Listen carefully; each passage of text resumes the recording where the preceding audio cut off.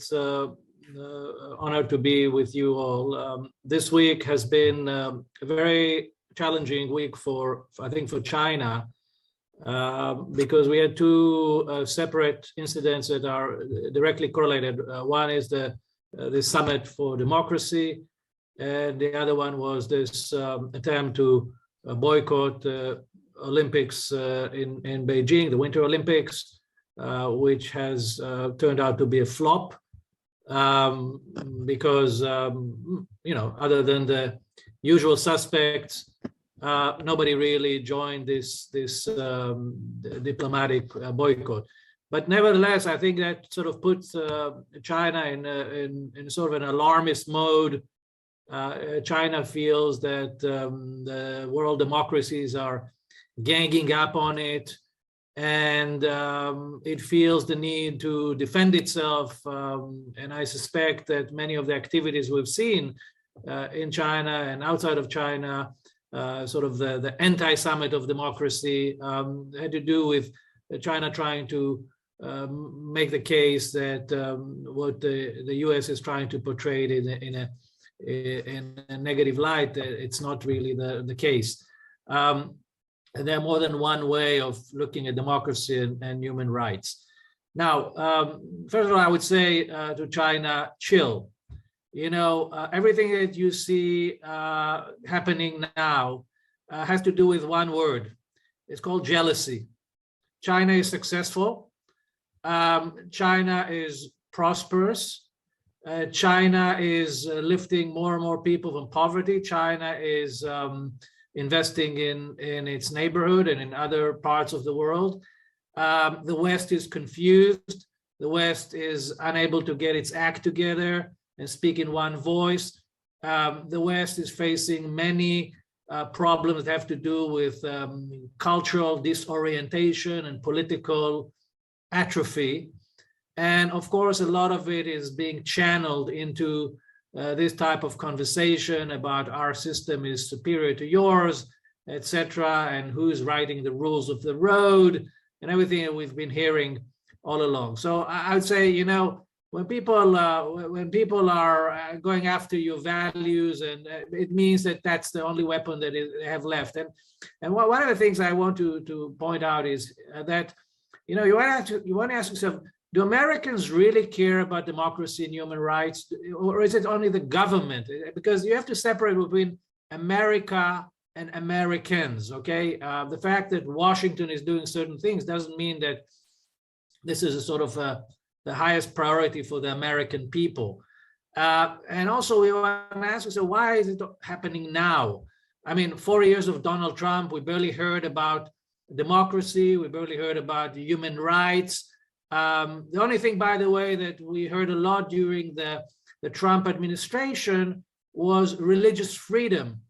And why? Because there are 70 million evangelical Christians in America who are the base of the Republican Party, and they care about religious freedom. And that's why it was a big issue at that time. But we didn't hear much about criticism of human rights, and it all sort of began to unravel when after the pandemic started and Joe Biden came into power. I would say that overall, I think Americans don't care very much about the state of human rights and democracy around the world. In fact, most of them think that their own democracy doesn't work. And that has been shown time and again in various opinion polls, that Americans have a very poor image of their own system. Obviously, when you're not happy with your own system, who are you to go and lecture to the rest of the world about how their system is functioning? And when we talk about systems, I want to point out the one thing, and I think that the opening remarks were spot on. Democracy is not an end, it's a means. It's a form of government. But what is the role of government? That's what we need to ask. What is the role of government? The role of government is to give you good life, to give you security, to give you the ability to walk at night in the street without being afraid of that you are murdered or your children are kidnapped and so forth. So the good life, and there are a lot of good things go into the good life, and every culture has its own definition what the good life is. But the pandemic has gave us a very, very interesting opportunity because the COVID-19 pandemic is the first time in human history, in which all of humanity, all of the countries of the world are facing the exact same challenge at the exact same time. We've never had something like this. In the past, you had a natural disaster in one part of the world, and a few years later, another part of the world. And we could see how different countries, different governments, different forms of government are dealing with this. But we never had this sort of beauty contest. We never had all of the countries standing on the same stage, being able to demonstrate how they take care of their people. And the pandemic is the first time that we have this opportunity to compare. This sort of what I call the beauty contest. And when we look at this beauty contest, we see that democracies have performed horribly. In fact, more than 80% of the people that died from COVID-19 around the world were living, unfortunately, no longer in democracies. More than 80% of the people that died from COVID, more than 5 million people that are already dead, were residents of democratic states. So when it came to the ultimate test of protecting your life, defending you from enemy, doesn't matter if it's a virus or a nuclear bomb, the democracies failed. So to me, when I look at it, I say, what do I want from my government? Only one thing I want from my government. Main thing is protect me, defend me from this, from that. And when this stretch test occurred, the results are not very good, unfortunately.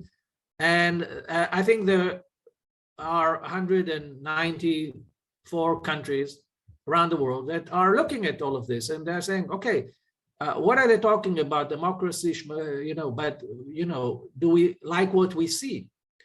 And I think that the issue is here that when you try to dictate or install a certain software on a certain culture, on a certain people, it's like trying to install an operating system of a Mac on a PC. It doesn't work, and we've seen time and again the United States. I still remember George W. Bush said, "Oh, we're going to go to Iraq. We're going to bring them the democracy. We're going to liberate them from their terrible leadership that we have." And 1 million people later, dead, many tragedies. You all know the stories, and we've seen it time and again. We've seen it in Libya. We've seen it in Egypt. We've seen it in many countries where the sort of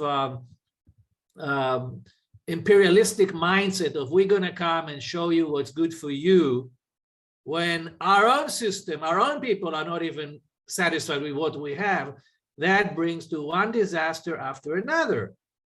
And, when I look at China, these guys have been around 5,000 years. They've made every single mistake that is possible. There have been so many tragedies. You've been around, you're America, you're barely 250 years.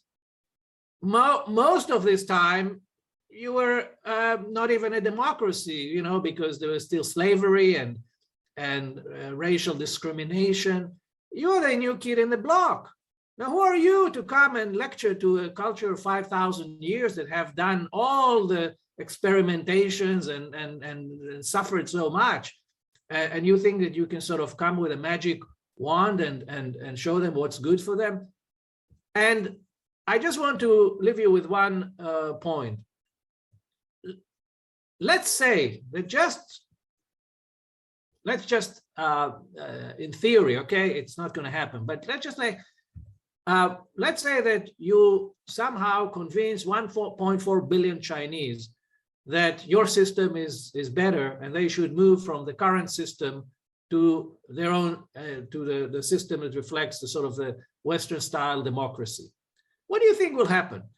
What is this democracy going to look like? Have you ever seen one American scholar, one magazine article trying to describe what a Chinese system would look like if it was a democracy? Nobody's giving a thought to this. It's sort of like, let's break it and then figure out what to do. And I think it's intellectual laziness that we see today in Washington, that is break, break, break, but don't give any thought about what's going to happen after. So you broke Iraq, you broke Afghanistan, you broke Libya, you broke, I can go on and on. But then who's there to pick up the pieces?